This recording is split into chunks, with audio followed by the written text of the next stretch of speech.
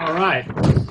Call the meeting to order. I'm Mayor Tony Gross, and I hereby call to order the March 18th, 2021 meeting of the Kingston Springs Board of Commissioners. Due to the COVID-19 pandemic and in accordance with Governor Bill Lee's Executive Order 16, this meeting is being conducted with limited physical public access. The meeting is being made available, however, to the public participants via the video stream on the Zoom application. All members are participating electronically tonight. Do we have a motion to approve, or sorry, actually, John, could you call a roll first, I guess? Yeah. Carolyn Clark? Here. Josh Etherly? Here. Tony Gross? Here. Mike Hargis? Here. Glenn Remick? Here. All right, we have a quorum. Do we have a motion to approve holding this meeting by electronic means? Motion to approve. Second. All right, Josh made a motion, and I believe Mike made a second. John, could you call the roll? Carolyn Clark? Yes. Josh Etherly? Yes. Tony Gross? Yes. Mike Hargis? Yes. Glenn Remick? Yes. All right, motion passes. Do we have a motion to approve the February 18th, 2021 public hearing meeting minutes? Motion to approve. Glenn. Do we have a second? Second, Carolyn. John, could you call the roll? Carolyn Clark? Yes. Josh Etherly? Yes. Tony Gross? Yes. Mike Hargis? Yes. Glenn Remick? Yes. Motion passes. Do we have a motion to approve the February 18th, 2021 City Commission meeting minutes? Motion to approve minutes. Josh. Do we have a second? Second. Second, Mike. John, could you call the roll? Carolyn Clark? Yes. Josh Etherly? Yes. Tony Gross? Yes. Mike Hargis? Yes. Glenn Remick? Yes. Motion passes. Do we have a motion to approve the March 18th, 2021 City Commission meeting agenda?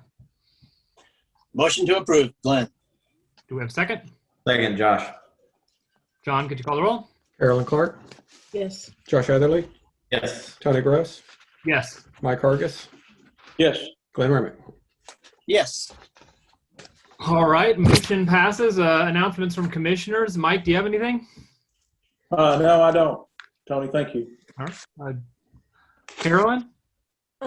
Yes. I had a nice conversation with the elder at the Cheatham County Exchange and asked him what he was looking for in terms of whether or not we could get more Kingston Spring news in the paper. And he welcomed that. And he said, sure, if we have story ideas, if we have anything that we want covered, if we have announcements, they really would welcome that.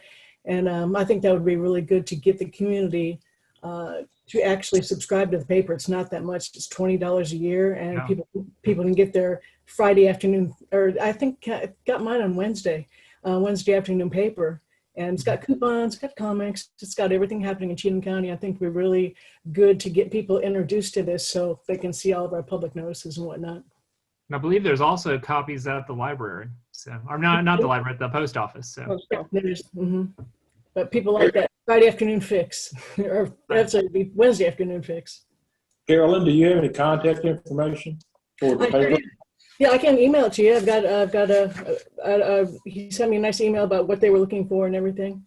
Okay. John, be is there a way raising- you could just distribute that to everyone so we can have their information? Sure. Yeah.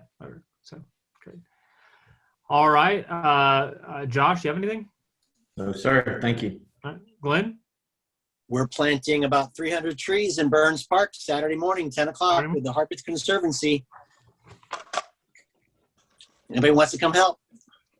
Hey, Glenn. Yes. Actually, Jane called me a couple of days ago and said they were putting them all in City Park. We're going to put the ones that we were going to plant Thursday into City Park. Okay. So there's 100 trees going into City Park. He said, hey, Brandy, we've decided to plant everything at Kingston Springs City Park on Saturday. I believe she was referring to the Thursday planting that was canceled.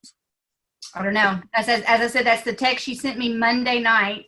And I said, so let me make sure you're putting nothing at Burns. And she said, that is correct. And I said, okay. Wow. Well, that's news to me, so I'll have that discussion with her. Thank you for letting me know. You're welcome. So it would be safe to assume if you want to volunteer to meet at City Park then. City Park seems to be the place right now. I'm a little surprised, but okay. I'm not sure where it came from. As I said, I just got a text. She asked me to be there, and I said I would, and I said I clarified, and she said that is right. So Yep. And as you can see on all the postings on my Facebook page and with the Harpett Conservancy, it's all about meeting at Burns Park at 10 o'clock on Saturday. So I've not heard anything different except that we were going to be planting no trees Thursday. Instead, we're going to be planting those 100 trees at City Park. So as it may be, we'll figure it out.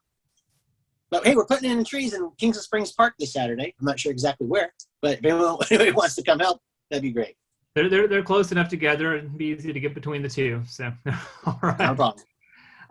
All right. I guess that's it from announcements. Community input and concerns is now. So if you have anything you'd like to say to the commission, now's your chance. Just state your name and address, and you're free to address the commission.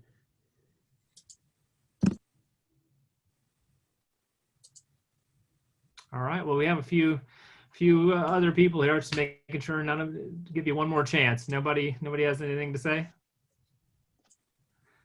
All right, we can move on then to department reports. Everyone's had a chance to look these over. John, do you have anything you'd like to add? I do believe that Brandy and Chief Ivy have a couple of things. Brandy, if you'd like to go first. first of all, Tony, you had requested to let Mayor McCarver use the activity center for an open meeting for the animal control. Correct. I think we need to address the fact that we're not allowing people to rent it, but yet we're allowing open meetings to happen in there. So I promised 50 phone calls this week alone about it. So I think we need to decide if we're going to let people use it or not. Yeah. I mean, if there's a way to, that we can, and I think that John had mentioned that you think that it would be okay for smaller gatherings to go ahead and open it up. I think we probably should. What's happened in these two occasions, of course, has just been for the animal control shelter because of everything going on, and much of the volunteer base for that shelter is in Kingston Springs, and Mayor McCarver wanted an opportunity along with the volunteers to address the issues so that they could keep things kind of running smoothly with the animal control thing. Those went great. You guys did a great job spacing everybody out. Everybody complied while wearing masks, and it seemed to go great. So if there's a way to do that, I think we should. Okay. I mean, I don't know that we can guarantee that, however, because we're not there while they're there. Yeah. But I just know if we're advertising, a meeting where people can come in and meet, some of those same people I know for a fact have called wanting to rent the building. So it's kind of, we need to get on the same page, kind of. Sure. I mean, we use it for city meetings as well. I mean, we use Planning Commission just last week, which is a public meeting. So, I mean, the city's using it for public meetings as well. So, And Brandy and I can work with legal to come up with guidelines. okay. I mean, the rest of the commission, is there anything you'd like to address with that? As long as the governor says it's okay, I think we're in our legal bounds of doing so.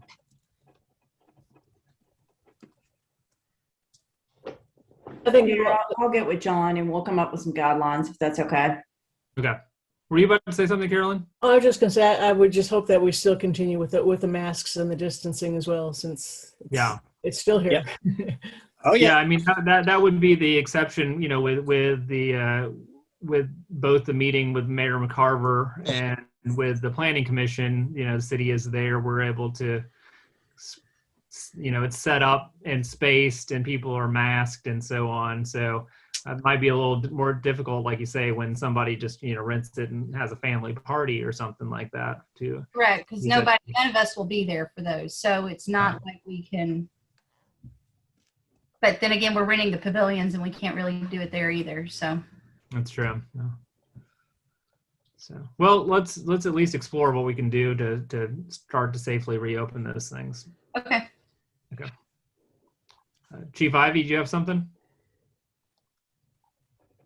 I've got a couple of things. One is I'll go ahead and talk about the banquet, which is to be held April the 24th. Okay. Doors open at 6:30 and it'll be at the Activity Center at Burns Park. We need to get a really good head count this week. So if you've not been contacted, you will be, so that we don't purchase more food than we have people for. I will say that at the banquet, it is casual dress, and mask will not be mandatory, but we will space everyone out.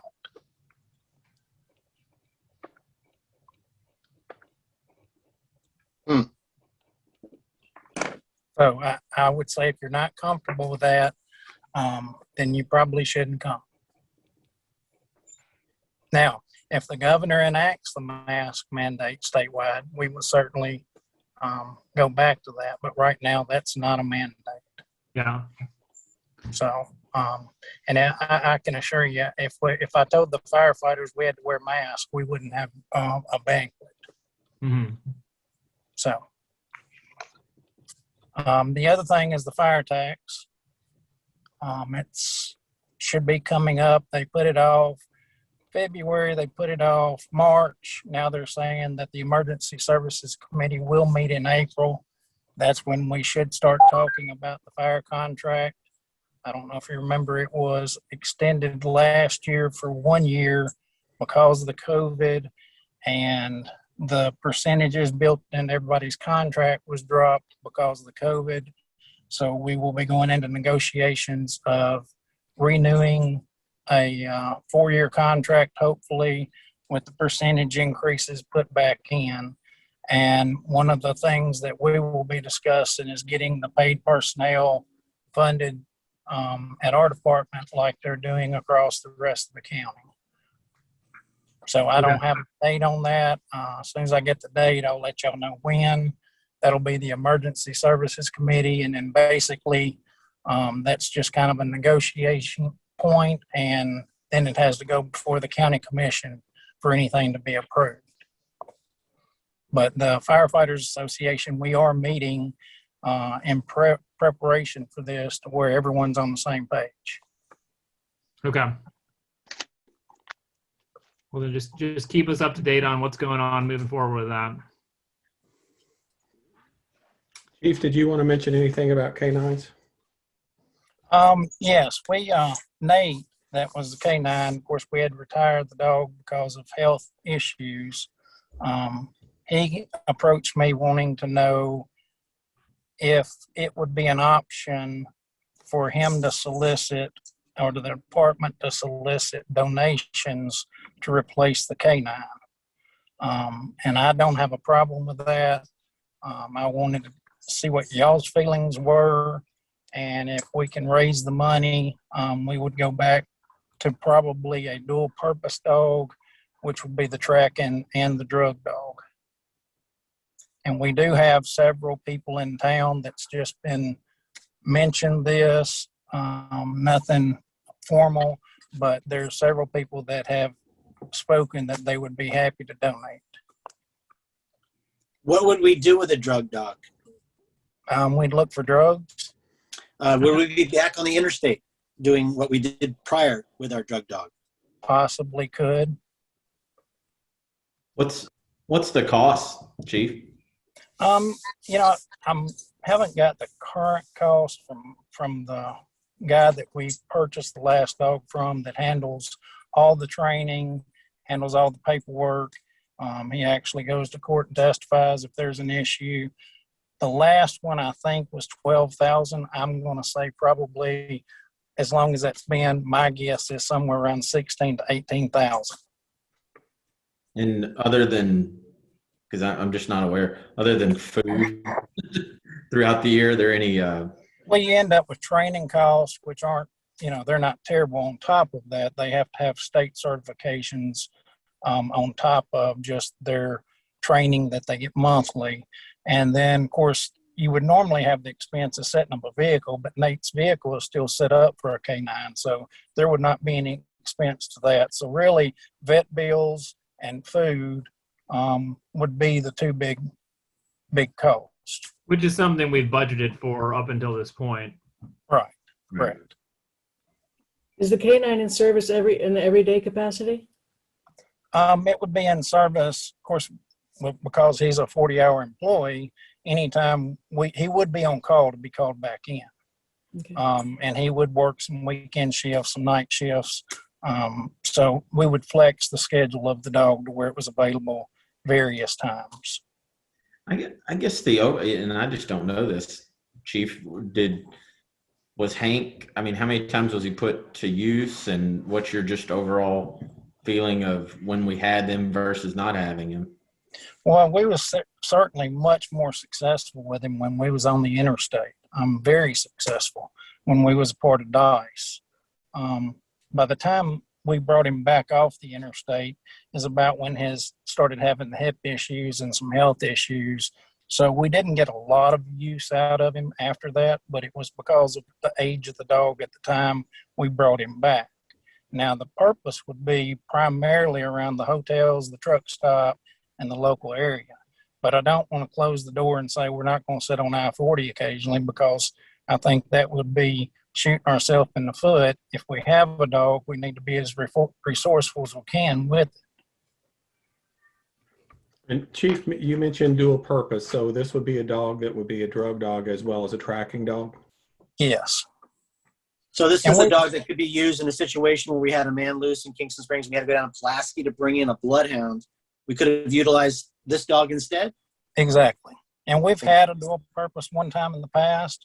And then when it changed handlers, we made it into a single purpose, just drug dog, because it's very difficult to change handlers with a tracking dog. So according to the guy that did the certification, he didn't feel comfortable trying to dual purpose train him with a new trainer.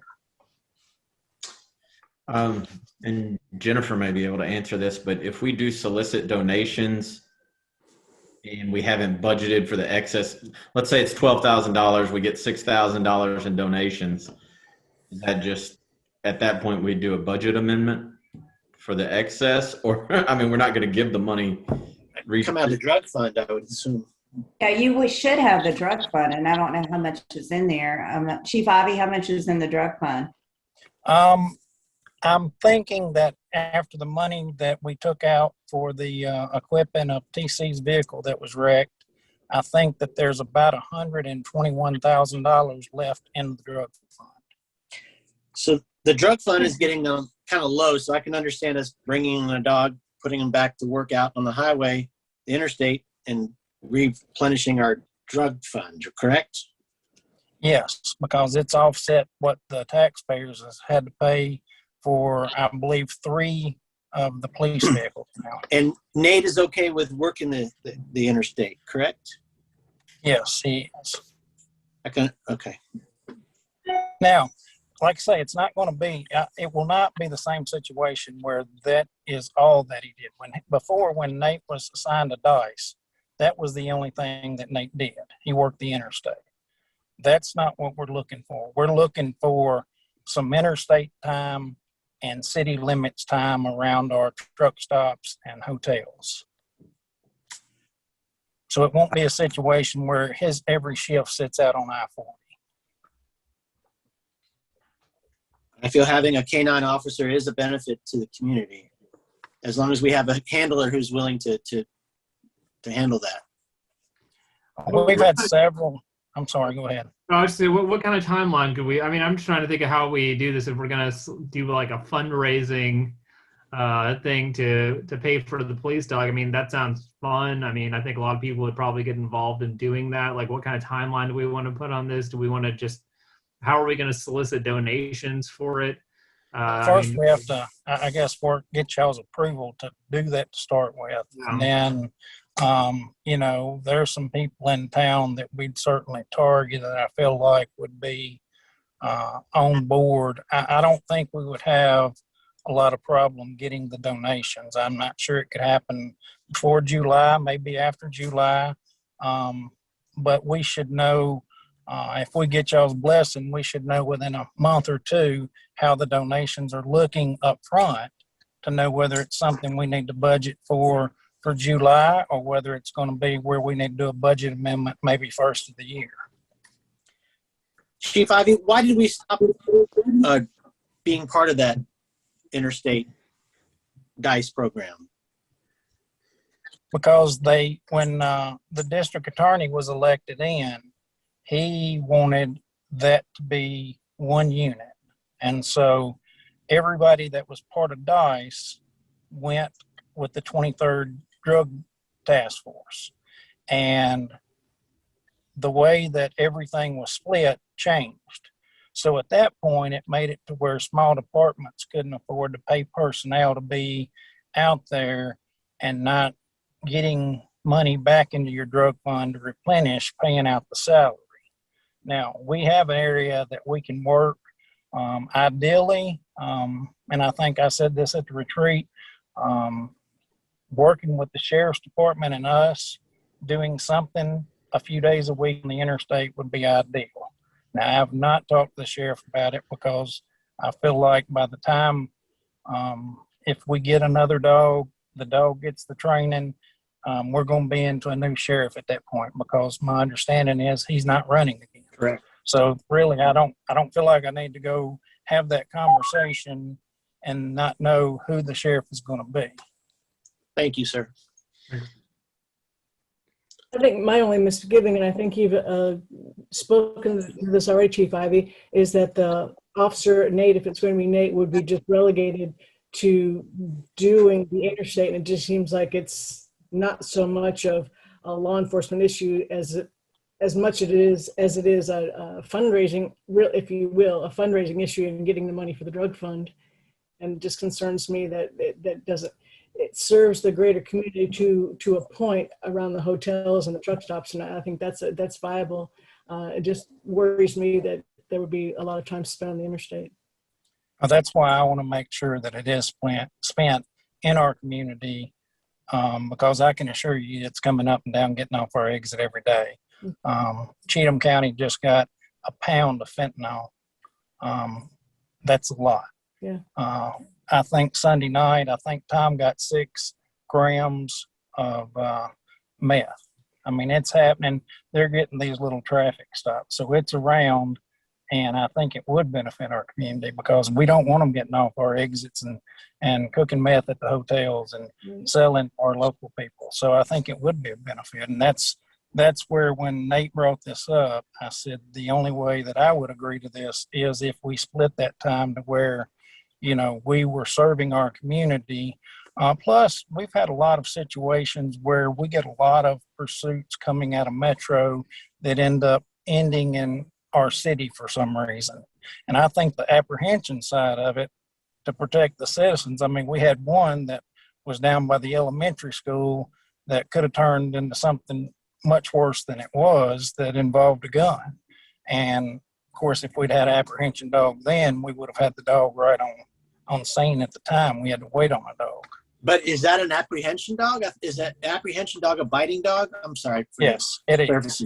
So it's not a lost child dog. It's an apprehension dog. So this dog would be I thought it was a tracking dog versus it is biting. A tracking apprehension, but it's not a tracking like bloodhound for a lost child. Okay. It's a criminal apprehension tracking dog. If Okay, I thought somebody you- runs, Well, Chief, I'm sorry to misunderstand that. But yes, it would be a bite dog. Okay. Chief, I'm supportive of that fundraiser. For sure, I'd be happy to give you a donation. So if you contact me, I'd be happy to do that. And I will say, I was in the Sycamore High School getting a picture of the National Football Foundation and College Hall of Fame award winner at Sycamore, and the police were there, and they had a dog with them. I don't know if it's a drug dog or not, and I don't think it was a sheriff. I think it was the local. Pleasant View. Yeah. I think it was a local policeman, but he had his dog going around in the high school. So not that I'm suggesting that's necessarily what we need to be doing here, but I mean, there are other uses for those kind of animals, and certainly the pursuit and tracking would be very helpful. Correct. And when we had when Nate had his other dog, we did assist the county in drug searches all over the county. I mean, if they had one at one of the schools and needed an extra dog, we assisted them at schools. Which we can't do unless we have a dog. Exactly. A kind of tie a bow on this, but I'm very supportive of it. And I was kind of thinking about this, and it was a little tongue in cheek at first.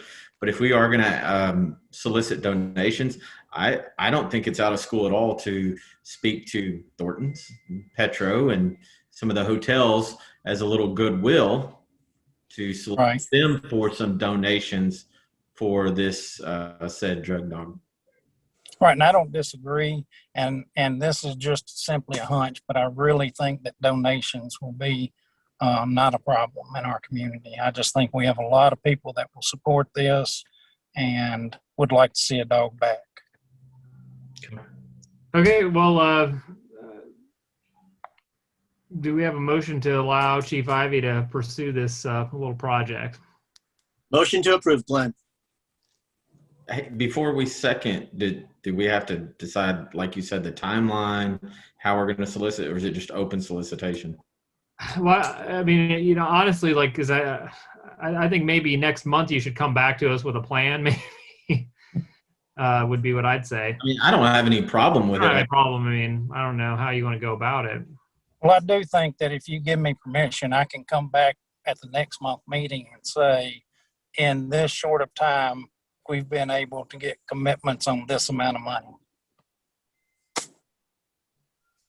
And from a legal perspective, Jennifer, what's this look like, you know, soliciting donations? Well, I assume the way we do donations, the board will have to approve any of them. That's correct. Whatever y'all decide to do, you will need to approve. Like you got the motion tonight to approve the one donation that you have. So. Oh, okay. So it's a standard. Okay. So it's going to come to the whatever Chief Ivy solicits will come before the board for approval. Okay.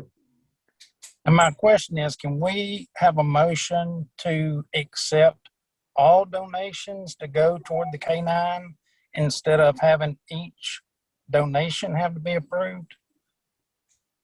I'll have to look at how's that ordinance written. I don't know. I don't know either right off the top of my head. Would have to look. But if we, I mean, because that could be like, It's it's a project. small dollar donations. You got like, you know, a bunch of people giving $100, $200, and like that would be a time-consuming process, I assume. But Can we motion for a fundraiser? Like, I think that's basically what this is. yeah, I mean, so it would be like dinner in Maine. That's the fundraiser. Yeah, same thing. Yep. Except there's no dinner on this one. No dinner. Mayor, what I if you have Chief Ivy kind of investigate between now and next month's meeting? And if y'all would give a motion to approve for him to look at some kind of fundraiser event or to go ahead and investigate that. And then he can report next month. We can look at the ordinance and maybe just treat that as a fundraiser like we do the other. Okay. Motion for Chief Ivy to look into fundraising options to raise money for a police dog. Second, Josh. All right, John, could you call the roll? Carolyn Clark, Yes. Josh Etherly, Yes. Tony Gross, Yes. Mike Hargis, Yes. Glenn Remick. Yes. All right, motion passes. Legal updates. Jennifer. I have one question for Chief Ivy, please. Yes. Page 58, Kingston Springs Volunteer Fire Department, our incidents response report for 2020. We have 512 incidents that our fire department responded to. I just wish to acknowledge that. This is quite a spike, is it not? It is. Within the past 2 years, we've grown from about the mid 350s to over 500. And it looks like, just based on the numbers so far this year, that's just going to continue to grow. Thank you, sir. I just wanted to acknowledge that number. Thank you. And I will, that is countywide. One question, Chief Ivy, on that. You know, when you broke it down by in the city and out of the city, it was somewhere in the ballpark of a little more in the city, but not a lot more in the city, about 50-50. It was almost 50-50. Yes, sir. 55-42.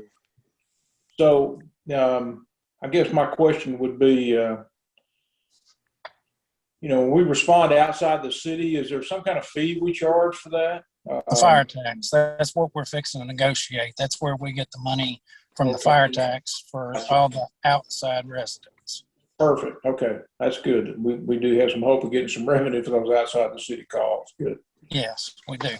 All right, that's good. All right. Legal updates, Jennifer. Mayor, I don't have anything that's not on the agenda. All right, then we can move on to unfinished business. Item A is a motion to approve second reading of ordinance 21-002, amending provisions of the Title 12, Chapter 3, section 12-302, and Title 13, Chapter 1, Section 13-105 of the Town of Kingston Springs Municipal Code. No changes since first reading, Mr. Mayor. All right. Do we have a motion to approve? I make a motion to approve. Mike. Do we have a second? Second, Josh. Any discussion? John, could you please call the roll? Carolyn Clark, Yes. Josh Heatherly, Yes. Tony Gross, Yes. Mike Hargis, Yes. Glenn Remick. Yes.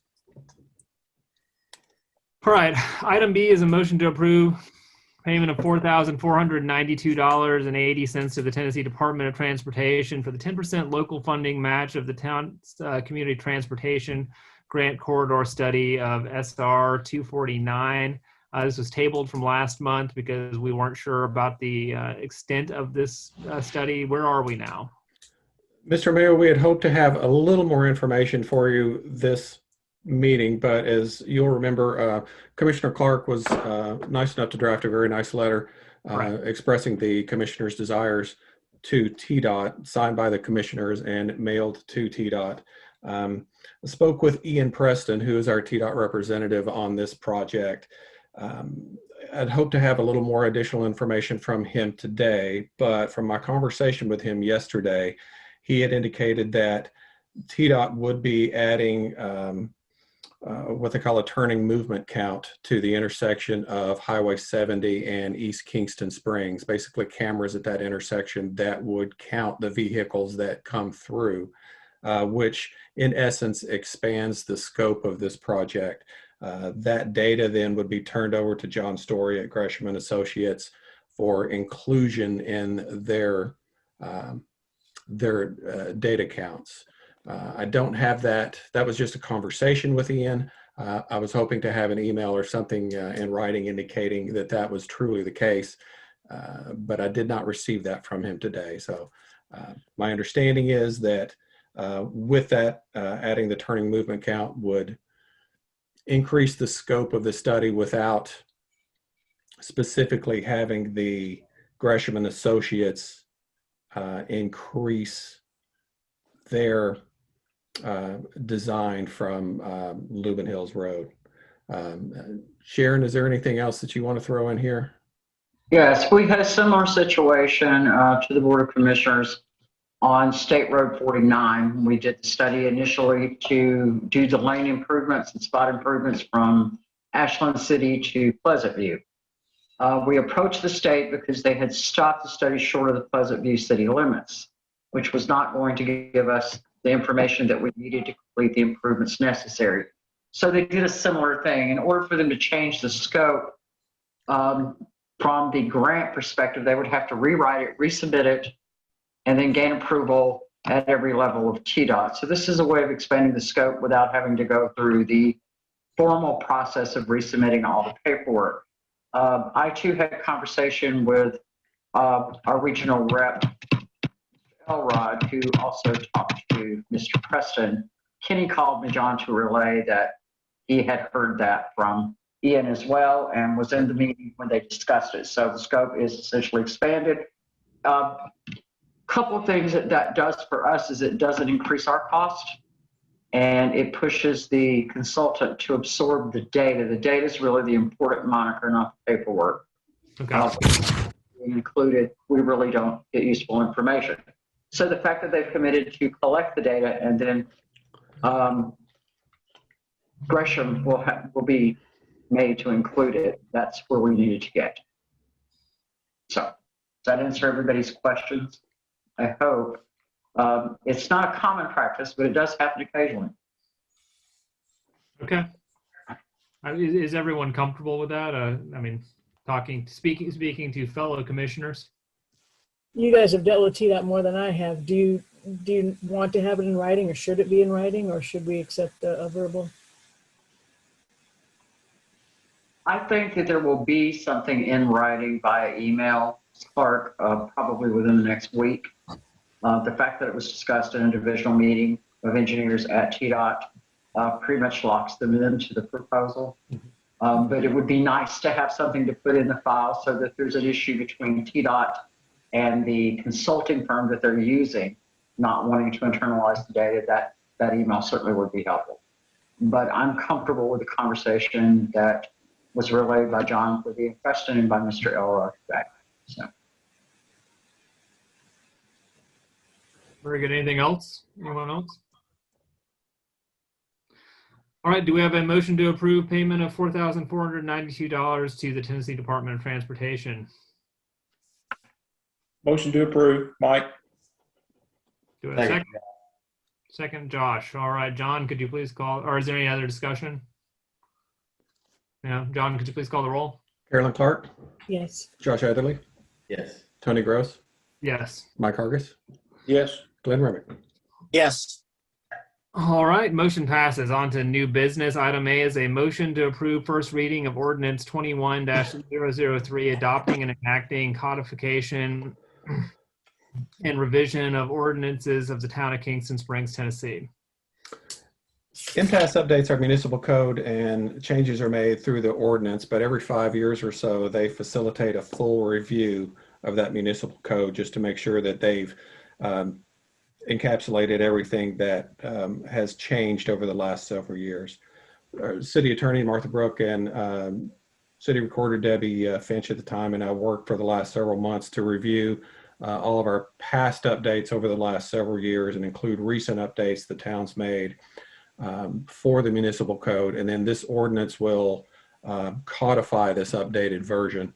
After that, we'll continue to work with Tdot as ordinances are passed and changes are made to make sure that everyone will receive an updated printed copy of the municipal code, and we will distribute updates in a printed form, and also work with Tdot to work with MTAS to make sure that their electronic version of our municipal code stays updated. So what's in there now, I know is only current through 2015. So MTAS is going to take care of updating everything from 2015 forward? Yes. So once this is passed on, should it pass on second reading, then MTAS will have the green light to then update their electronic version with this new codified version. Okay, thank you. All right, do I have a motion to approve ordinance 21-003 on first reading? Motion to approve, Glenn. Do we have a second? I had a quick question. I'm sorry. Oh, go ahead. John, on section 2 where it says ordinances repealed, I'm not sure I understand that one. Do you have an understanding of that you could explain? Section 2. Ordinances repealed. All ordinances of a general, continuing, and permanent application or of a penal nature not contained in municipal code are hereby repealed.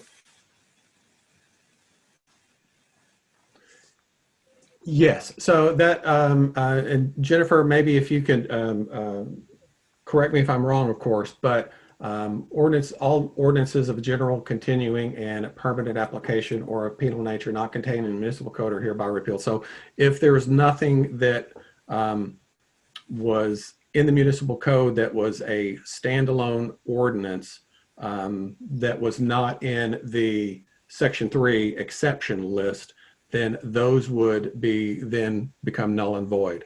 So Jamie Dupree and I, with Martha Brooke, had gone through our ordinances back through, I think, Jamie, we went back through 1990. There were only 3 that we found that were questionable, but they were deemed to be in the section 3 list section or saved from repeal. So that means that basically, short story, what we have will stand with the new codification. So it's just kind of safety verbiage then? Yes. Okay. Did I capture That that, is Jennifer? That is correct. We have a motion. Do we have a second? Second, Carolyn. Any further discussion? Questions, concerns? All right, John, could you please call the roll? Carolyn Clark, Yes. Josh Etherly, Yes. Tony Gross, Yes. Mike Argus, Yes. Glenn Remick. Yes. All right, motion passes. Item B is a motion to authorize Kingston Springs mayor to sign a conflict of interest waiver related to the city attorney work on Cheatham County's urban growth plan, as their firm represents all other municipalities in Cheatham County participating in the urban growth plan update. The one item that I would like to add to this is I'd like to exclude where our urban growth boundary intersects with Pegram, because I think that that's a conflict that can't be overcome, because you would be representing both Pegram and Kingston Springs in that situation. So I think that would be the one exception we might want to make to this. Yeah, and Mayor, I think if there was an issue and that there was a conflict between Kingston Springs and Pegram in regards to a boundary, then if there was not an agreement between the two cities, then that would be something that both parties would have to hire, to have another attorney. Another attorney. And, That's my only concern. So. Yeah, and that was really, because we have Ashland City and Pleasant View, certainly I don't think going to have a conflict with either one of those. And really the only issue that I could even possibly see is if there was a issue between a line between Pegram and Kingston Springs, but I really don't foresee that that's going to be an issue either. But just to have the bases covered since we're kind of on a fast track with this. Yeah. So anyway, that would be my only thing. I don't know. Is there any other discussion? I'd like to just offer an amendment to exclude that that area there where the urban growth boundary meet between the two municipalities. Mr. Mayor, if I may offer an observation in this discussion, if that's appropriate. Yes. Jennifer, we visited with Austin P on Friday of last week, the mapping center. There are some parcels that overlap on that boundary between the two jurisdictions. So there's going to have to be some discussion held. Okay. So this could, we actually may run into a few issues there then, is what you're saying, Sharon? We may. It may be mapping issues. As an example, not in that area on the boundary, but where parcels are deeded and the deed runs to the center of the river, rather than the bank of the river. That's just a simple administrative fix. But in the Pegram Kingston Springs boundary, there appear to be some parcels that overlap in the urban growth boundaries that are going to have to be resolved as a part of this process. Okay. All right. Do we have a Mayor, go ahead? We'll just have to address this on a case-by-case basis after we look at those. So, but if there is something that there's a conflict on those boundaries, then, both parties would just need to get other counsel. Have to seek other counsel. Okay. Well, I think, Jennifer, it may be that it results from the urban growth boundaries meeting on line-to-line match. And some of the parcels in Pegram that are in the city limits, or like some of the ones in Kingston Springs, part of the parcel is in the city limits, part of the parcel is out. So as they did the urban growth boundaries, they just drew it match to match on the city boundary lines rather than the parcel lines. So there's going to be some cleanup to be done. John, if I may ask you, I think John and I were both a little bit taken aback by the number of times this occurred, not only on that jurisdictional boundary, but also in other areas. There were like 383 for the city of Kingston Springs that lays partially in and partially out. A lot of those can be reduced by center line of the river questions within the city, but I believe Mike Wilson shared with us 181 of them are not. A lot more than we anticipated, or at least I anticipated. Pretty surprising. So, and then with the ones that overlap that present a jurisdictional issue on the urban growth boundaries. There were 123 of those.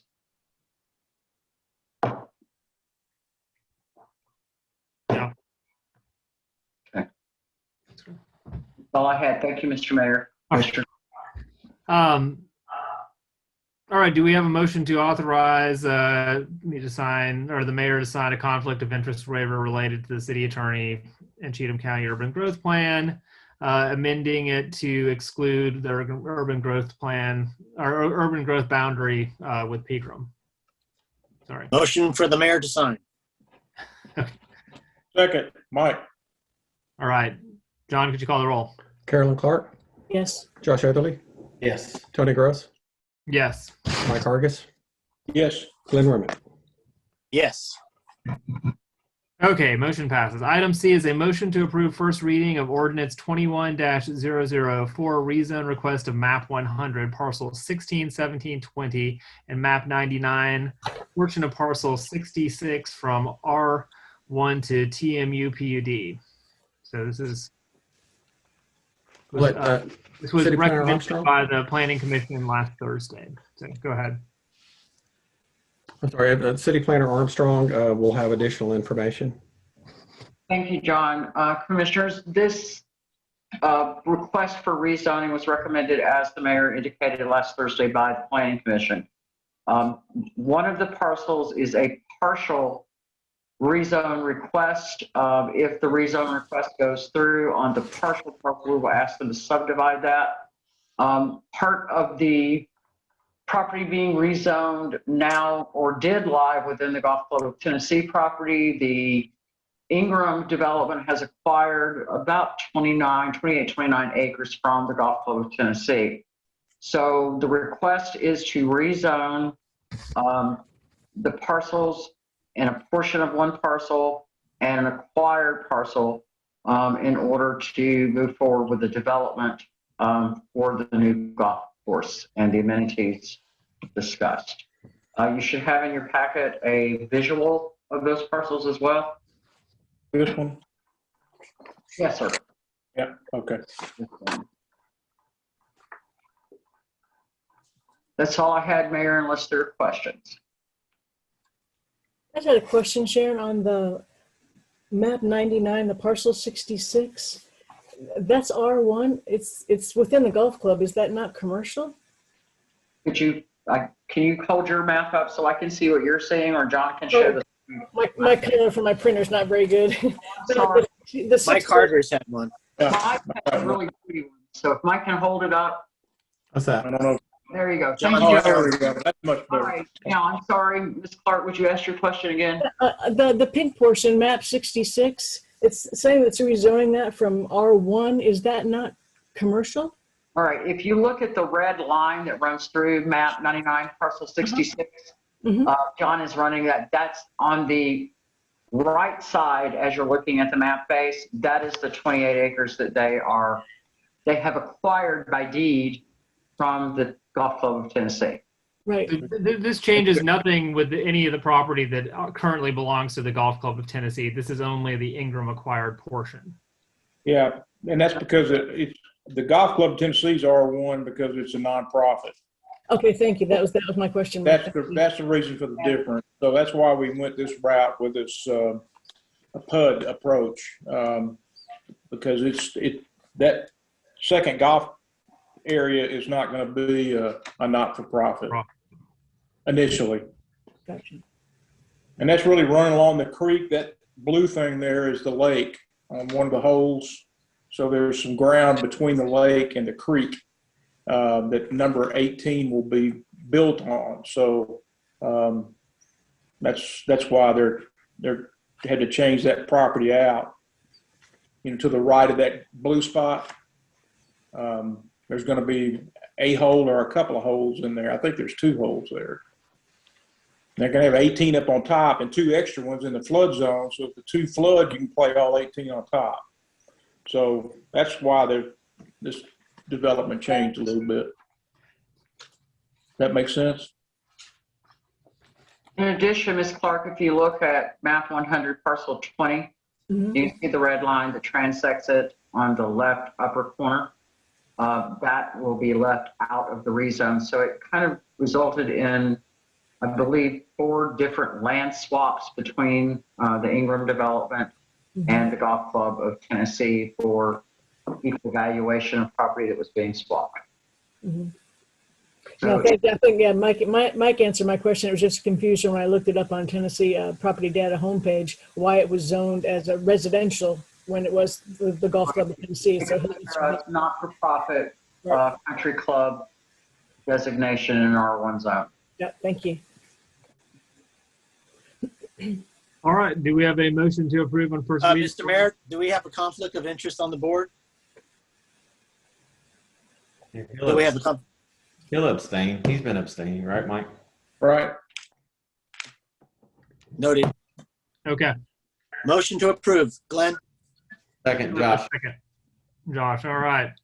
John, could you call the roll?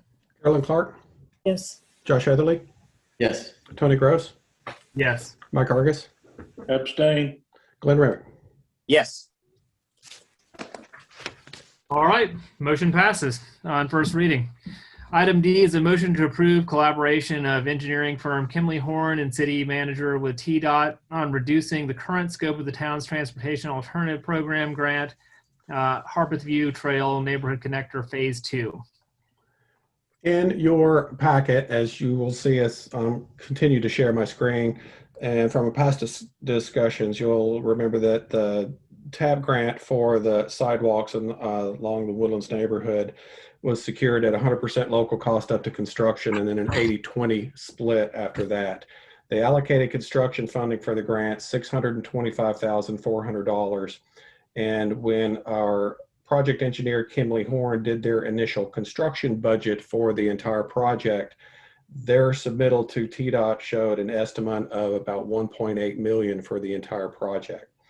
So in your packet, we've presented in discussions with Kimberly Horn and some very brief discussions with Tdot, a couple of options on reducing the project scope that would eventually, of course, reduce the cost. As you'll see from the screen that I'm sharing right now, the current state of the project, Safe Routes to School, would be the yellow sidewalk, which goes from Harpett View Trail at East Kingston Springs Road to Cedar Court. The TAP grant project goes around Harpett View Trail and then back down East Kingston Springs Road to existing sidewalk, also taking Woodlands Drive that bisects the neighborhood down to the existing sidewalks. We have a couple of options. Option A would be starting at the end of the Safe Routes to School project, which would be at Cedar Court, go along Harpett View Trail, then down Woodlands Drive to intersect with existing sidewalk at East Kingston Springs Road.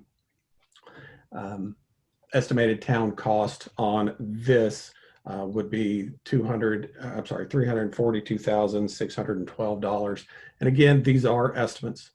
Option B would be to basically take out the Woodlands Drive bisecting sidewalk and continue all the way around Harpett View Trail to East Kingston Springs Road, back down southwest on East Kingston Springs Road to connect to the existing sidewalk. There's a bit more of engineering on East Kingston Springs Road that makes this part of the project a little more expensive, and the cost to the town would be estimated at $513,935. From discussions with the engineer, we feel like the best option, if the board chooses to reduce the scope of this project, or at least allow discussions with Tdot to reduce the scope of this project, would be option A. It connects a good portion of that neighborhood, connects to existing sidewalks from the Safe Routes to School grant, as well as existing sidewalks on East Kingston Springs Road, and is a lower cost of the total of the different options that we may have. The additional sidewalks could always be done in future grant options down the road. So we're really asking for the board's permission for us, as in myself and Kimberly Horn, to enter in discussions with Tdot on what it would look like if we reduce the scope of this project. Fantastic. Yeah, I think we need to do that. And option A looks like a, Being- we originally actually considered only doing option A when we first looked at this, and then when the cost looked like it was feasible initially when we looked at this, that's when we added in doing all of those sidewalks. So this would really be kind of taking us back to where we started, less than I mean, obviously it would have been great to do that other section. I mean, as we've seen over just the course of these grant, sidewalks never get cheaper, so it's best to do them when you can do them. But in this case, I think that that option A may be our best bet. It really just takes us to where we were, the board at the time was thinking in the first place. So I think it's a wise choice also, option A. Not knowing how East Kingston Springs Road will progress outward towards Pegram, we hate to put in some sidewalks and have them have to tear them up. And also, I think if Tdot expands that, Tdot will be putting in the sidewalks, correct? The state route, yes. Yes, so I think it'd be a wise choice to stick with option A. What option benefits that community more? So I was going to just, Glenn makes probably the best point. If we don't know if our sidewalks are going to get torn up, but I did want to say, Woodlands Drive is probably the least traveled road and the easiest to walk on itself. The option that benefits the community more as far as safety is the one on East Kingston Springs Road that goes all the way around and makes it more usable, because you can use Woodlands Drive. There's very few cars that move up and down that road.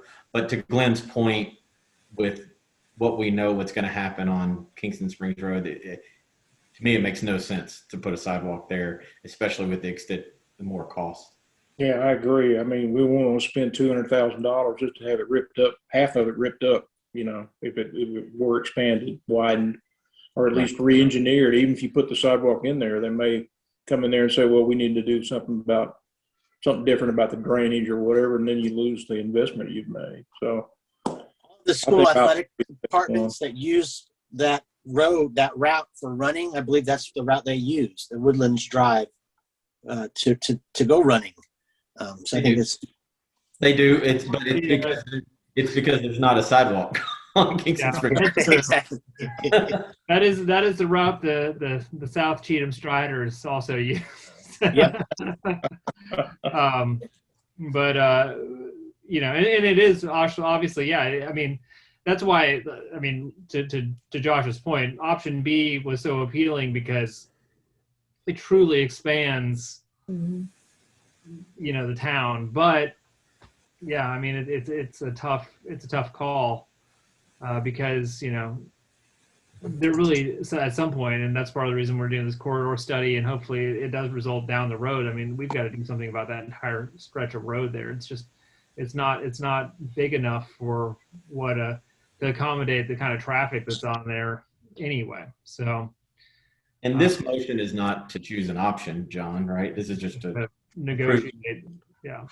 That is correct. To allow us the leeway to discuss with Tdot and even get their thoughts on do they think option A might be more feasible or option B might be more feasible, but we didn't want to enter into those discussions before we brought it before you. Okay. Well, even if option B turned out to be more feasible, what I would recommend is that we do it from the road back through the community, but not down the side of the road on West Kingston Springs Road or east, whichever way that is. But because we don't know that ain't going to get torn up, so. Tdot doesn't like dead ends, though. Yeah, it has to. It has to connect, unfortunately. That's kind of. It does have to connect from another. Okay, well then. Yeah, I mean, it's kind of. Really, or we'd have to, at the end of option B, we'd have to, put a statue in Chuck Slater's yard or something like that for people to look at. It has to go somewhere. So. Yeah. Okay. Well. He won't mind. Yeah, he wouldn't mind. Hey, did we not make a request for them to up the amount of the grant? Where does that stand? We that was did. for multimodal. Oh, for this one too. Yeah. For this one too. Didn't we do that? Not yet. We're waiting. We did for the multimodal. We have not for this TAPCAMP project, although we had, we broached the subject with Tdot just to kind of throw up some signals that we will be requesting some additional funds with this project as well. But until we settle on what this project is actually going to look like, and then of course we would need to put out bids and find out what those bids are going to be before we actually get down to asking for some, officially asking for some additional funding. But we have kind of thrown up a few suggestions to them to let them know that that'll be the route we'll be taking.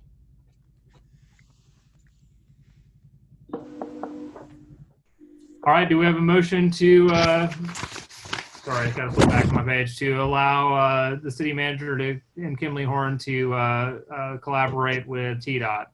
Motion to approve. Do we have a second? Second, Mike. John, could you call the roll? Carolyn Clark, Yes. Josh Etherly, Yes. Tony Gross, Yes. Mike Hargis, Yes. Glenn Remick. Yes. All right, motion passes. Item E is a motion to approve changes to Kingston Springs multimodal grant, Tdot pin number 123630. John. Okay, so this is the multimodal grant, and with, as you'll remember, we put bids out. Tdot decided not to concur with the initial construction bids because they were higher than even Tdot had estimated. Because of that, we will need to rebid, but in the meantime, we decided to take a couple of steps to help reduce the town's cost for this project. One was to request additional funding from Tdot. They accepted this request and allocated an additional $243,000 and change to that initial grant money, which was very generous of them, and we were very accepting of that. The second was to potentially redesign this project to reflect 6-foot sidewalks on both sides of Lubin Hills Road, rather than the initial project design had 10-foot sidewalks on the east side and 5-foot sidewalks on the west. Collier Engineering, in just some rough estimates on line item costs, primarily dealing with materials, projected a cost savings of about $30,000 if we redesigned this to have sidewalks of 6-foot widths on both sides. Collier also then submitted a quote of $12,500 for the additional design services related to redesigning the sidewalks to 6 feet on both sides. So we would like to get the board's decision on whether we would like to proceed with amending the current agreement with Collier for the additional design services and proceeding with Tdot on presenting the redesign of the 6-foot on both sides rather than the 10-foot on The one. redesign, we're gonna save 30 grand, but then we're gonna have to pay 12,000 more. If you're getting that? Yeah. That's roughly, yes. Redesign, okay, so I don't know, I mean, is that a worthy savings there? I mean, to get a lesser sidewalk? That was my thought too. It's like pay a dime to save a nickel. It's still an estimation too, correct? That is correct. Yeah, I can't endorse that at this point. It doesn't make sense to me.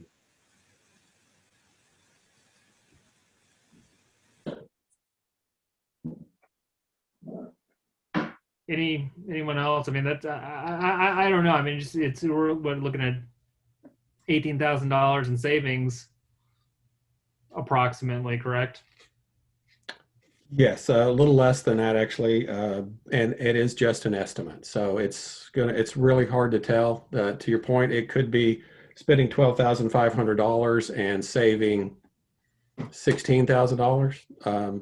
It could be spending $12,500 and saving $30,000 or $40,000. We just don't know. So it's definitely a gamble. The town could come out a little bit ahead, probably not a lot ahead. I think the sidewalks. Go ahead. Go ahead, Carolyn, I'm sorry. I was going to say, I think the 10-foot sidewalks, at least on one side, make you the better option too, because I think like 6 feet is the minimum that they say that for 2 people to walk abreast on a sidewalk. And the 10 feet allows for a group of people to walk from the hotel to the dollar store or whatnot, instead of having to walk, single file or just two abreast. And to your point, Carolyn, that was the intent of the multimodal. Multimodal is really just it's multiple uses of the same sidewalk. So you could have bicycles and pedestrians on the same sidewalk at the same time. So that was the initial 10-foot requirement and design intent. Right. I think that's what I have here is the 2019 map where it's 10 feet on each side. So it's the old one that's been configured since then. I think that the extra cost of $16,000 is worth the 10-foot sidewalk. Yeah, I'm leaning against this. It just it doesn't seem like a great value for the town. I don't see the savings being worthwhile. And I think Thornton sidewalk is also 10 feet. And I measured it on Google Maps and it looks like it was 10 feet. So then my apologies. And Jennifer, procedurally, what's the next step? You're on mute. So right now you have it to do the project with the 10 feet. Is that correct, John? Correct. I don't know that you need a motion, but we could go ahead and get a motion to Aye. the board to go Aye, ahead Dean. and to continue with the 10 feet as originally planned. all right, do we have a motion? Well, do we have a motion? I guess A motion, I won't direct your way. Go ahead, Josh. What's your motion? a motion to continue the multimodal as planned. Second. All right, that works. John, could you call the roll? I guess yeah. Well, I have one question. So if Carolyn's correct and it's 10 feet on the side where Thornton's is, the 10-foot section is going to be on the opposite side of the street, right? No, it would be on that side of the street, Okay. on the post office Thornton side. All right. It's on the post office side, not the other side. Okay. Yes, sir. When the whole negotiation and we were dealing and planning with Thornton's, they built that basically to the specifications of the multimodal grant as it was at that time. And so those sidewalks were meant to match in with whatever was. That's what I was concerned. Yeah. Okay. Yeah. I didn't know which side the 10-foot was on. So sorry for the question. Oh, no problem. That's good clarification. We have a motion. Did we have a second? Carolyn Second. Glenn was the second. Carolyn was the Carolyn. second. Carolyn was the second. Carolyn was the second. Okay, sorry. There we go. We're ready Okay. for the vote. All right, go ahead and call the roll then, John. Carolyn Clark, Yes. Josh Etherly, Yes. Tony Gross, Yes. Mike Hargis, Yes. Glenn Remick. Yes. All right, motion passes. Item F is a motion to select and approve construction bid for the Kingston Springs Safe Route to School Grant Program. Construction bids for the Kingston Springs Safe Routes to School program grant were open on March 9th with a bid of $526,370 received from Adams Contracting and a bid of $514,200 received from Sessions Pavings. These bids were higher than the pre-bid estimate of $261,650. With the grant contract amount for construction at just under $200,000, the cost with this lowest bid from Sessions Paving would be roughly $347,630. If the board does approve to accept the lowest bid and Tdot does accept concurrence on that bid, we'll be requesting additional funding from Tdot to cover as much of the coverage as possible. That, of course, would be up to their discretion. Davina from Community Development Partners, who is our program manager for this grant on the administrative side, is here. Davina, do you have anything that you would like to add, or does that pretty much cover it? I don't have anything to add, and that pretty much covers it. I'm here if any questions that I could possibly answer. I got a question.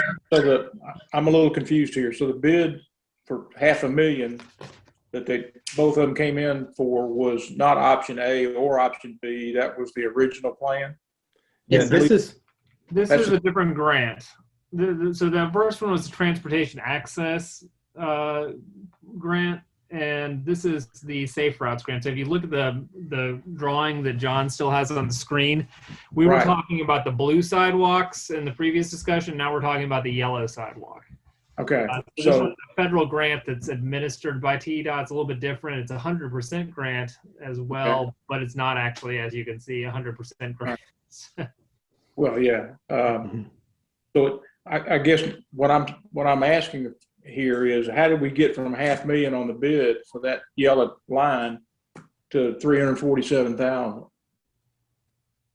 so the initial construction budget for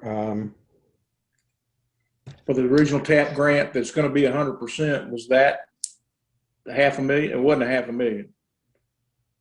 no, the construction amount of the grant was just south of $200,000. I believe it was about $197,000.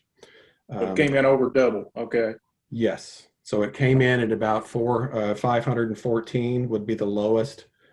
So you throw in a couple of Tdot charges in there. The town then would be, it's going to cost the town about just south of $350,000 to complete this project. On a 100% grant. Yes. Well, I guess I'm trying to figure out this new math here. So that, obviously the construction bids are way over what the TAP grant approved. And if it's a 100% grant, we end up paying, we talked about this before, we ended up splitting about with the state. Now we're paying more than the state is, right? Yes, this is a federal grant, so it was a little bit different, but yes. All right, federal grant then. Okay. So, but in either case, they were way off on their construction estimate, weren't they? Yes. Okay. So this affects option A's numbers, correct? If we go back and look at option A that we agreed on, No. this affects those numbers dramatically. No. They're No. two different things. Okay, So all you're paying for with option A is the blue line. got you. Right. Okay, Yeah. so that's still That's what we talked about earlier. Now this yellow line is the Got it. actual TAP grant, and they estimated a couple of 100,000. It came in at 500, and so we're sitting here with a 3.5. The yellow line is 350,000. not the TAP grant. The yellow line is the I understand. Safe Routes grant. I understand. Right. TAP Two different grant is the blue line. John, when the construction costs came in at 197, how was that arrived at? How did they end up saying this is the amount that it will cost back then when the grant was initially awarded? That was a Tdot tabulation, and Tdot uses their empirical data from their projects on materials, construction, timeframes. As we've seen from the 3 grants that we have currently outstanding, those numbers don't always translate into current real world figures. Well, also what we're looking at too is, just construction costs in the past year It skyrocketed. have Yes. skyrocketed. It's just, and it's across the board too. I don't even know what the percentages are. You can just go to Home Depot and look at what you paid for a 2x4 a year ago and look at what you're going to pay for one right now. That's kind of a nice summary of what's happening. 39%, I can tell you. There you go. This- So, This one is over that. It's It is. Well, I was talking about supplies. The labor is even more. So well, and yeah, all the contractors are so backed up now that they can, charge whatever they want. It's kind of what you're ending up with. And who knows what it's going to be like when we start getting it all in motion too. It's going to be even higher, I'm sure. So if we prove this, we're on the hook for $350,000 out of the city budget, right? Yes, sir. If they don't up the grant. Yes, sir. If we will request some additional funding from Tdot, as I've got on my screen now is an email from Davina, who was nice enough to break the cost figures down. Yeah. And she's indicated in there, we will request additional funding from Tdot from their TAP programs. So is it a Tdot program or is it a federal? This is a TAP is a federal federal- program administered through Tdot. Is that the best way to put it, Davina? Yes, sir. Both the TAP, the Transportation Alternatives Project, which was previously displayed as the, I'm sorry, I'm going back, Blue line. as the blue line, is a federal program as well.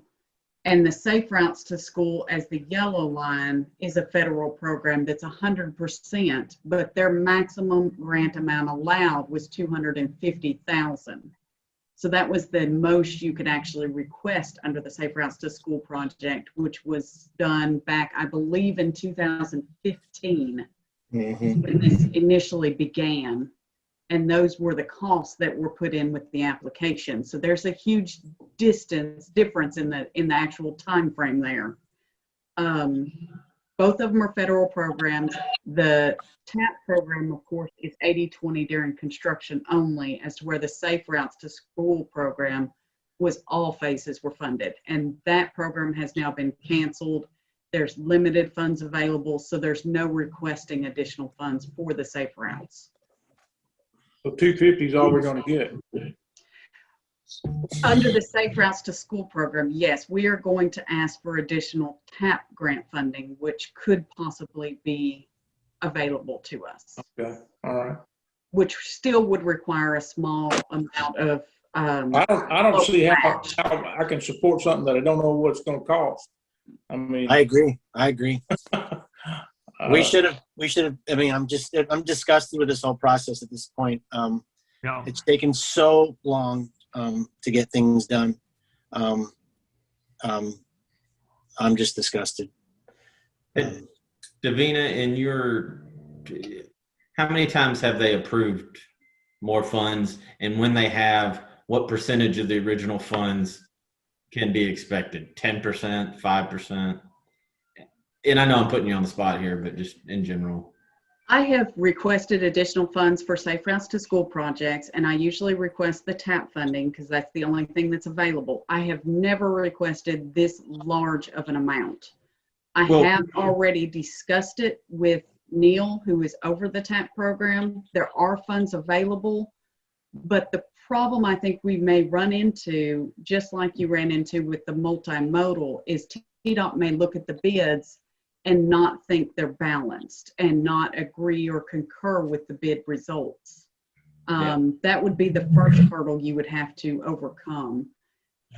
Then we would go in and request the additional funding.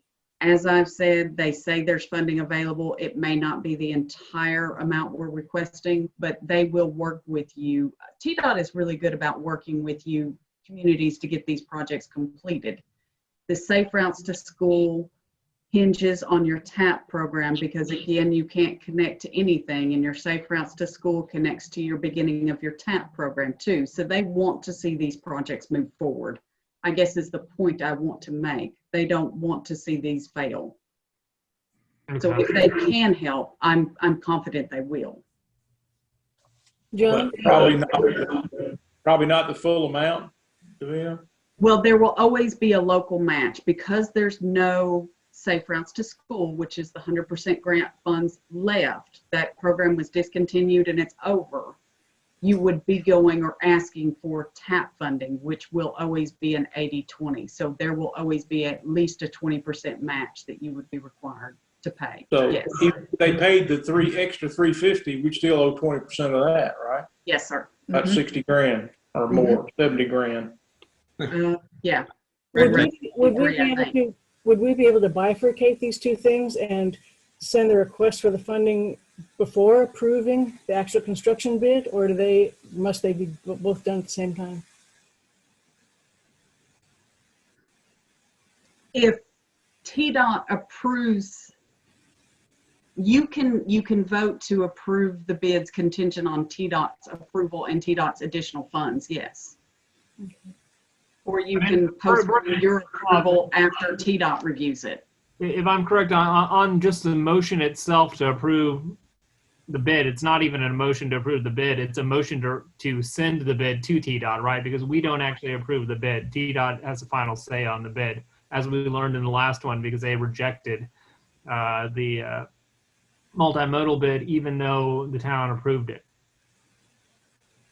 Yes, So- everything would be contingent upon Tdot. Yes. So, I mean, we have to send the bid at this point. We don't, I mean, what are we gonna do? There's not a second option at this point. Yeah, well, I mean, what Davina's though said is we could, and kind of getting to Carolyn's point, we could send the bid contingent on receiving additional funds from Tdot. Is that the correct way to phrase that? We could still do that later though, correct? After they approve it, because then we have to reapprove Tdot's approval, right, Davina? Or is this the last one? Tdot is actually looking for you to, part of your review to Tdot is that you've looked at the bids and you're okay with it. Oh, okay. So it would be part of the letter that says how you plan to proceed, I guess is a better statement. You plan to proceed with the bids with the contingency that you have requested additional funding from Tdot, that the project hinges on that contingency. Okay. That would be correct because it does. No. Okay. All right, is there any other discussion? Do we have a motion along those lines? Remember, we can discuss after there's been a motion made too. Does anyone want to, after hearing that explanation, make a motion? Yeah, I'll make a motion that we submit to Tdot the bids that we received. The actual bids for the construction of the Safe Route to Schools. And we make it contingent on them agreeing for 2 extra funding above the $200,000 that they initially granted. Second, Josh. Okay, any other further discussion? John, call the roll. Carolyn Clark, Yes. Josh Heatherly, Yes. Tony Gross, Yes. Mike Hargis, Yes. Glenn Remick. Yes. All right, motion passes. Item G is a motion to approve a donation from the Jake Owen Foundation in the amount of $350,000 to be used for the expansion of the splash pad at Burns Park. Mr. Owen, through his Jake Owen Foundation and recent fundraisers, has offered a donation of $350,000 to the town of Kingston Springs for use as funding to expand the splash pad at Burns Park. Motion to approve? I've got some. Hey, go ahead, Drew. Yeah, I've got a lot of misgivings on this project because I don't think it's been fully vetted with the community. I don't know if the community really wants this. I don't think anybody's been talked to. I don't think that the people on Cunningham have been talked to about the splash pad being tripled in size and what that would do with the noise factor for 4 months out of the year. I'm sure busloads of kids is going to really add to that.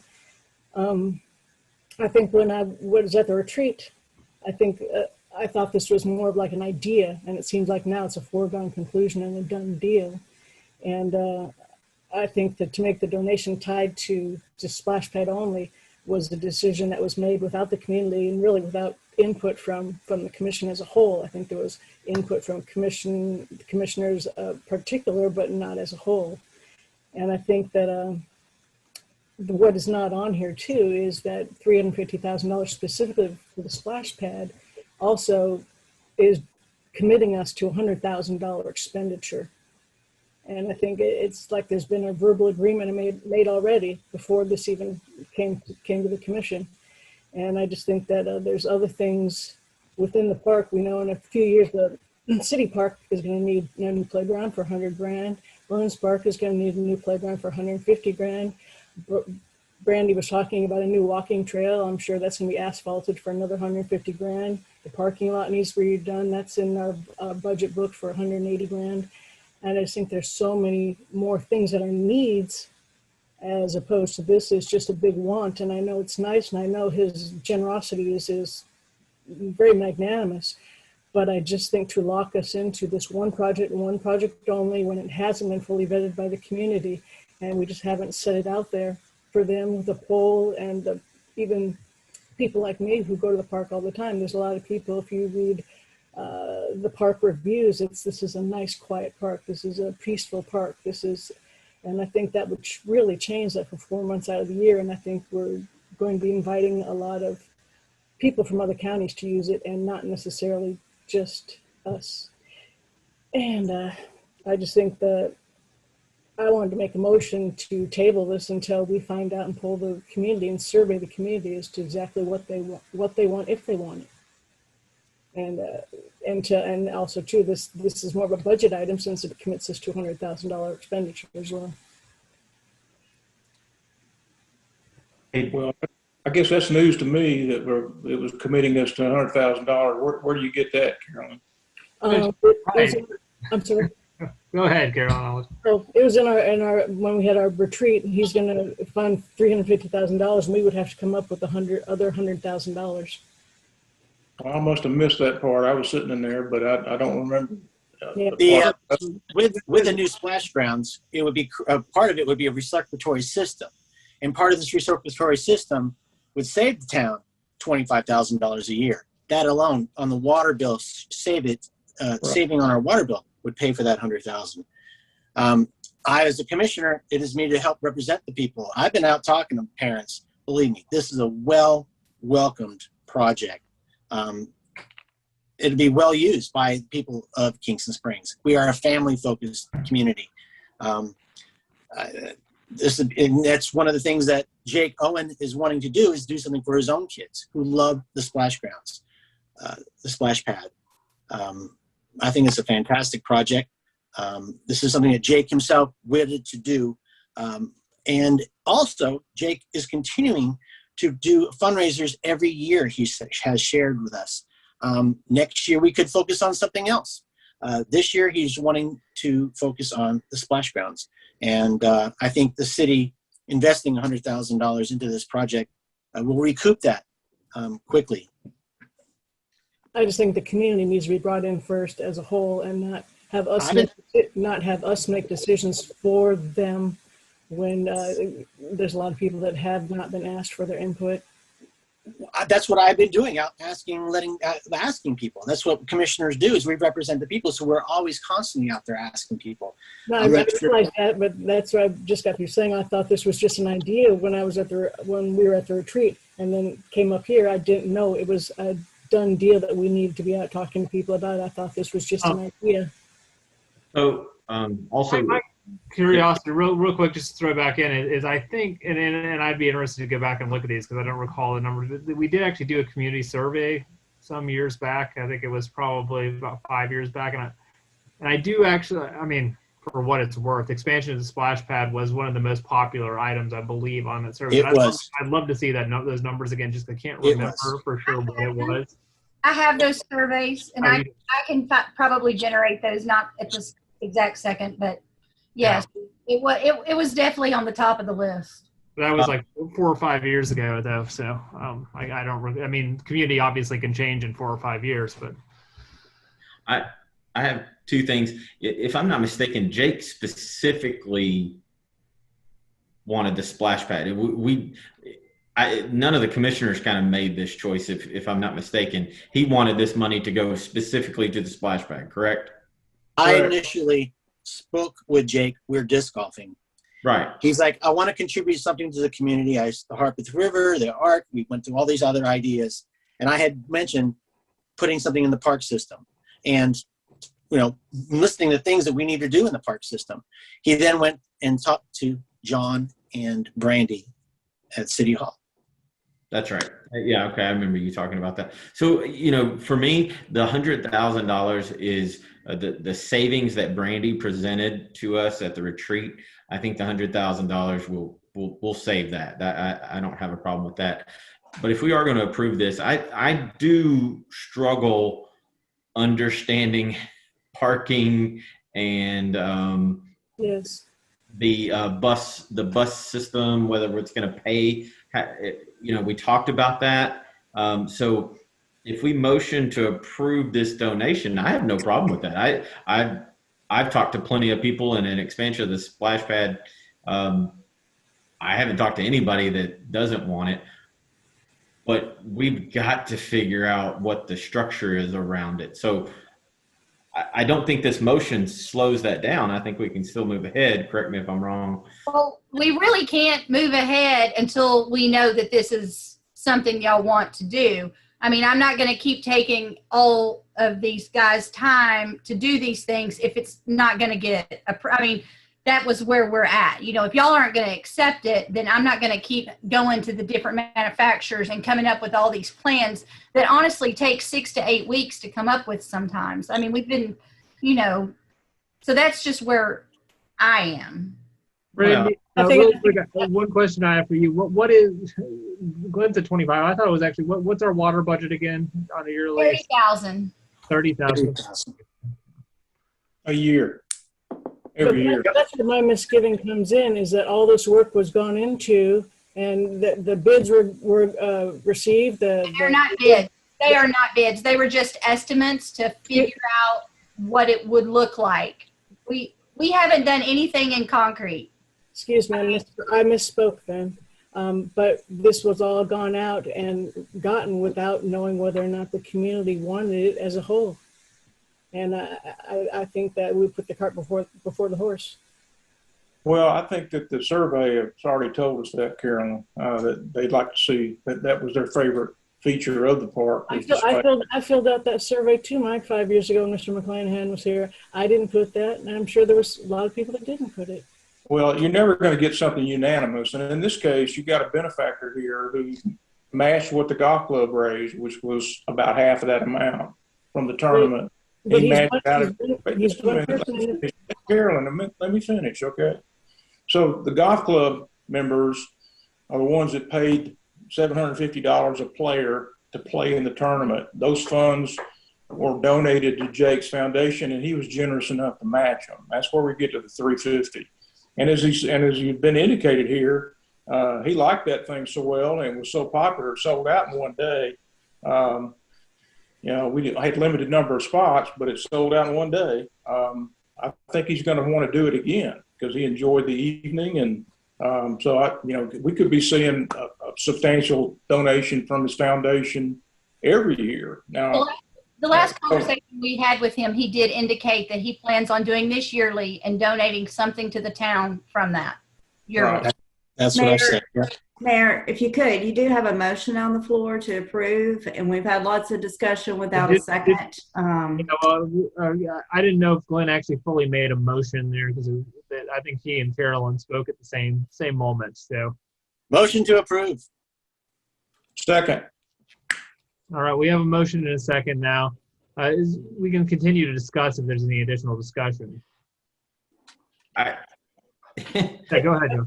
I just think that in between now and the next reading, it really needs to be brought before the community as a whole. Put it in the paper, put it anywhere, take a survey, take a poll. I think it just needs to be more expansive than it is. I think this is just a foregone conclusion. And while I appreciate generosity, there's more than one man living in the town. That's what the commissioner's position is, to go out and talk to the people. And I don't understand why you haven't done so, to get a feeling for what this family community wants. Having done this for so long, and I think I have yet to hear one negative except from you. And other than that, I've just been overwhelmed with positive energy and positive support for this project. Now that I know it's on the table, I will go out and talk to people, but I was under the assumption it was just an idea at the retreat. It was never said that everybody was going forward with this. So I will talk to people. This is something that's been going on for some time. Josh, you were about to try to say something, I think, too. I saw you there for a second. So I'm struggling, guys. I think it is an amazing thing that Jake is doing for the town, and I can't wait to see it when it happens. But I'm scared to death. Where's everybody going to park? What are we going to do when CPA and Nashville Christian show up with busloads? Make them go to the other, make them park in the other park and walk across the bridge. There's no sidewalks. Have been in contact with many cities that have these same issues. All of the cities that Carolyn had requested information on, I contacted personally. I actually went to most of them and spoke to the directors, and they all have things in place for that situation, for camps, for schools, for things like that. So, I mean, I think, as I said, none of this has been decided. So I did not put anything like that in place or have even come up with solutions to it. Because you need the approval of the board before you can even start on that, right, Brandy? That is correct. All right. Which is, I think, what we have a motion on the floor. Motion to approve, Glenn. we have a second. Is there any further discussion? All right, John, could you call the roll? Carolyn Clark, No. Josh Etherly, No. Tony Gross, Yes. Mike Hargis, Yes. Glenn Remick. Yes. All right, motion passes. All right, item H is a motion to authorize city manager to approve contract with John R. Poole to audit the accounts of the town of Kingston Springs. So it's a yearly audit. John, you have anything to add? Dan Parsons, who is currently our auditor and has been for the past several years, has decided his firm will not continue working on municipal auditing. Debbie Finch and I discussed different options, different other auditors. Mr. Poole is the one that continued to come up. He works with other municipalities around us, including Burns and White Bluff, and is very well respected with them. It's a technical or professional position, so it's not a position that needs to be advertised or RFQs or RFPs solicited. So Mr. Poole submitted the agreement. Actually, the agreement is from the state auditor, and it is a pretty standard. There's not really anything that can be changed as far as the agreement goes. His work is actually going to be 10%, or his fees 10% less than Mr. Parsons was initially charging us. So we think that Mr. Poole is the best option for the town to continue our auditing services. All right, Debbie feels really good about this. So, That's correct. all right, do we have a motion? Make a motion, we change to CPA Pool for the city audit. Second, Josh. John, could you call the roll? Carolyn Clark, Yes. Josh Etherly, Yes. Tony Gross, Yes. Mike Hargis, Yes. Glenn Remick. Yes. All right, the motion passes. On to surplus items, and I'm assuming we can go ahead. I'll read them off, but take this as a single motion. From City Hall, we have the 1077 local government server with a serial number to wipe and discard. Public Works, we have a still edger, a rigid pressure washer, a Husqvarna chainsaw, a Husqvarna blower, an Echo limb trimmer, a Poland Pro bush trimmer, a Dolmer chainsaw, and a 5 horsepower air compressor. Do we have a motion to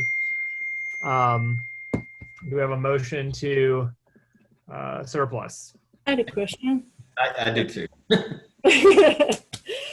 When we get these lists like this, what is the age of this equipment, and is it any of it still operable? Has it been replaced already?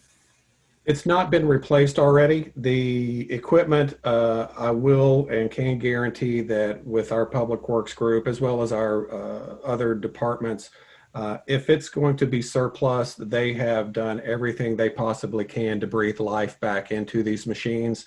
Most of these, in this particular case with Public Works, they've spent a few of these rainy days that we've had cleaning up their shop, and these are pieces of equipment that they have found that a lot of them have been here and have gone through the flood of 2010, that they've tried to repair. Most of the motors on these things are seized.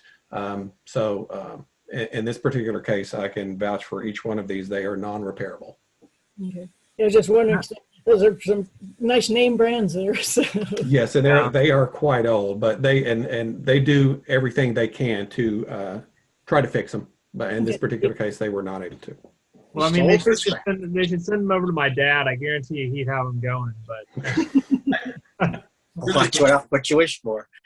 Real quick, I trust Public Works with my life, but this was just a lot at one time, and you explained they're kind of cleaning out, but can we expect any more cleaning out? This is just a lot. That's all. No, this is unusual. Usually it's an item here and an item there. But like I said, they have been cleaning up their shop. There were quite a few things that were, there's an attic space there. And so they've cleaned that out and organized it. And that's what this results from.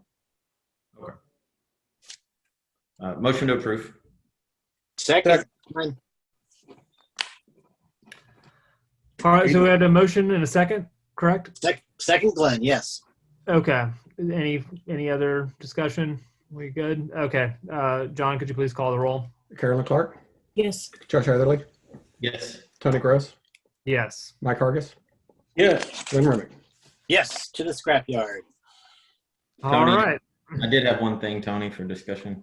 Yeah, go for it. I think it was Brandy brought it up at the beginning with the renting of the building, and then Chief Ivy kind of brought up that we're having an event there, and I think it may behoove us, and with Jennifer, especially any city event that we're having, we probably need to adopt a standardized mask, no mask, something. That kind of took me by surprise when we said we're going to have no mask at the fireman's banquet, and I don't want this to get into some opinionated argument here, but I just think we should be consistent with the rental. That's one thing. That's a private event. If the city's doing it, the city should have a consistent policy. I agree. I agree. Yeah. I will not be attending if there's no masks. I mean, we're not setting a very good example if we don't. And I'm not saying one way or the other. Just consistent. Yeah, no, I think that there has to be a consistent. I mean, I lean on the consistent policy of masking personally. I would even say one way or the other. I mean, Josh, you suffered through having COVID, and I know from your story, it wasn't a pleasant thing, and you know firsthand better than any of us. And when we're kind of at this precipice of being so close, there's no reason to be reckless right at the end. So John, if you could maybe with Jennifer, I don't know. I think you probably know where we all sit. Does first responders, are they getting their COVID vaccinations? Is that maybe a reason why they're so comfortable with this? Is there something we're not aware of? I don't know if all of them have. I do know that some of them have. That's but I think regardless, the city should be consistent. Yeah. Well, if you use the same regulation as a restaurant, that means you come with a mask when you sit down to eat. Then you eat. Yeah. I mean, obviously they're going to eat and have to be able to take. That's a good point, Mike. That's a good point. Okay. So, I mean, it's not like we're going to make them wear the mask through the whole thing. Just get them in there and get them seated, and they take the mask off. Yeah. I mean, honestly, I don't know what to do in that situation as far as it goes. And of course, this is discussion only. We can't vote on anything really anyway. But the other option might be to have it outside. Having a gathering like that, yeah, it's going to just always be difficult. I just think we just adopt a policy until a certain time for city events. Okay, I think I sense from the commission that masking would be required on city property. So I'll convey that to Chief Ivy and work with Jennifer or Martha Brooke, and we'll have a policy written and put in place. Great point, Josh. Thank you. Thank you. Now, hey, and just another point, you guys are on city property when you're working. I think that policy should be, if your desks are that far apart, you're in a different office, just be careful. Don't write it too strict. Yeah. Yes. Yeah, I mean, there's obviously, you guys don't have to, you're in a different space. And I mean, like Josh said, if it's tough to say. I mean, like Mike said, if they're going in, they're sitting down and eating, obviously, they have to take their masks off to eat. That's not a thing. So at that point, you're kind of like, well, then what's the point? I don't know. I think the smartest move would just be peg it to whatever the governor's order is in effect at the time of the event. Because by the time you get there, they may say, hey, it isn't mandatory to wear a mask anymore. So if you're pegging it to that, you're going with the governor's orders. And you're not going with Metro's orders necessarily, but you're going with the governor's orders. And so we're part of the state. That's better than trying to be too strict or too lenient. Just follow that, whatever that is at the time. I agree. He's just trying to be safe. Yeah, right. I get it. I just had my second vaccine, by the way, so I'm glad I got that behind me. How long ago? 2 days. I feel better today. Oh no, you felt it I didn't yesterday? feel so hot yesterday, but I'm getting my second one next week. Yeah, it's a little tougher than the first. Okay. Glad to hear Okay. it, Mike. Our event reminders are we have the Easter egg hunt on the 27th, and I know that you all have worked to kind of help spread that out really well. City Hall closed on Good Friday. Youth soccer season starts April 10th, and the Farmers and Artisans Market starts on May 22nd. Mm-hmm. Yay! I've got one other thing, Mr. Mayor, if that's all right. Principal Winstead at Kingston Springs Elementary Schools asked if we put a little blurb on our Facebook page announcing their kindergarten roundup. That will be the 1st of April. So I think it's just, a great idea. yeah, just want to let everybody know and see if there were any reservations of us doing that. Yeah. So, okay. All right. Do we have a motion to adjourn? Motion to adjourn. Second, Josh. Right. Well, it's nice seeing you guys. Have a nice weekend. You Thanks, too. folks. Thanks, All right. Al. Thank you. Thank you.